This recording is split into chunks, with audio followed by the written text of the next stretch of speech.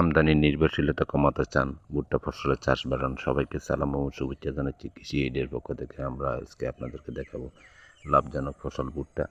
আমাদের দেশে প্রচুর পরিমাণে ভুট্টা আমদানি করা হয়ে থাকে। যদি এটি আবাদ বাড়ানো যায় তাহলে ভুট্টার এই আমদানির নির্ভরশীলতা কমিয়ে আনা সম্ভব এবং আমাদের দেশে এটি বেশ জনপ্রিয়তা এবং পোলট্রি খাদ্য, গবাদি পশু খাদ্য সহ বিভিন্ন রকমের খামারজাত ফসলের খাদ্য হিসেবে এটি বেশ কাঁচামাল হিসেবে বেশ চাহিদা রয়েছে এবং আমাদের দেশে প্রচুর পরিমাণে প্রতি বছর প্রায় হাজার হাজার মেট্রিক টন ভুট্টা আমদানি করতে হয়। তাই এই ভুট্টা আমদানির নির্ভরশীলতা কমাতে হলে আমাদেরকে এর আবাদ বাড়াতে হবে এবং এর চাহিদাও রয়েছে। চাহিদা ভিত্তিক যোগান দেওয়ার জন্য ভুট্টার আবাদের বিকল্প নেই। তাই ভুট্টা আবাদের দিকে আমাদের নজর দেওয়া উচিত।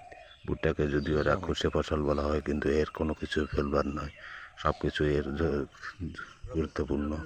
বিশেষ করে কাঁচা ভুট্টা সাইলেজ তৈরি করে গবাদি পশুকে কাঁচা ঘাস হিসাবে খাওয়ানো হয়ে থাকে, তাই এর বেশ চাহিদা রয়েছে। এছাড়াও দানাদার ভুট্টার পোলট্রির খাদ্য, গবাদি পশুর খাদ্য তৈরিতে এর বেশ চাহিদা রয়েছে এবং আমাদের শরীরের জন্য যে প্রোটিনের চাহিদা প্রয়োজন, সেই প্রোটিনের চাহিদা পূরণের জন্য মাছ মাংসের বিকল্প নেই। তাই এই মাংসের চাহিদা পূরণে ভুট্টার বেশ গুরুত্বপূর্ণ ভূমিকা রয়েছে এবং মৎস্য খাত এর ভুট্টা দিয়ে খাদ্য তৈরি করা হয়ে থাকে। তাই মৎস্য খাতে এর গুরুত্বপূর্ণ ভূমিকা রয়েছে। এই দুই তিনটি খাতে এর প্রচুর পরিমাণ চাহিদা থাকায় এটি আবাদের বিকল্প নেই এবং এই আবাদ করে আমাদের চাহিদা পূরণ করতে হবে। দেখুন, আমরা একটা ভুট্টা গাছ দেখাচ্ছি, এর উপরের অংশে যে চুলের মতো যে অংশটি দেখা যাচ্ছে, প্রতিটি চুলগুলার থেকে প্রতিটি থেকে একটি করে দানা তৈরি হয়ে থাকে। এই দানা থেকেই ভুট্টা তৈরি হয় এবং উপরে যে পুরুষ ফুলটি রয়েছে, পুরুষ ফুল থেকে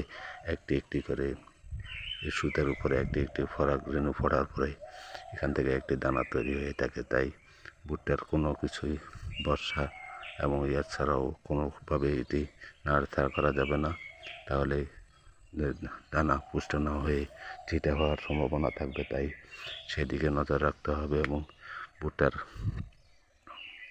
মোচা তৈরির পরে এর কাঁচা অংশটুকু গবাদি পশুর খাদ্য হিসাবে বেশ চাহিদা রয়েছে। কাঁচা ঘাসের চাহিদা পূরণে এটি গুরুত্বপূর্ণ ভূমিকা পালন করে থাকে। এছাড়াও ফাঁকা পরিপক্ক ভুট্টা হওয়ার পরে ফল সংগ্রহের পরে যে অংশটি থাকে, সেটি আমাদের জ্বালানি হিসাবে বেশ গুরুত্বপূর্ণ ভূমিকা পালন করে থাকে। তাই ভুট্টা চাষের দিকে আমাদের সবাই নজর দেওয়া উচিত। ভুট্টার কোনো অংশ ফেলবার নয়।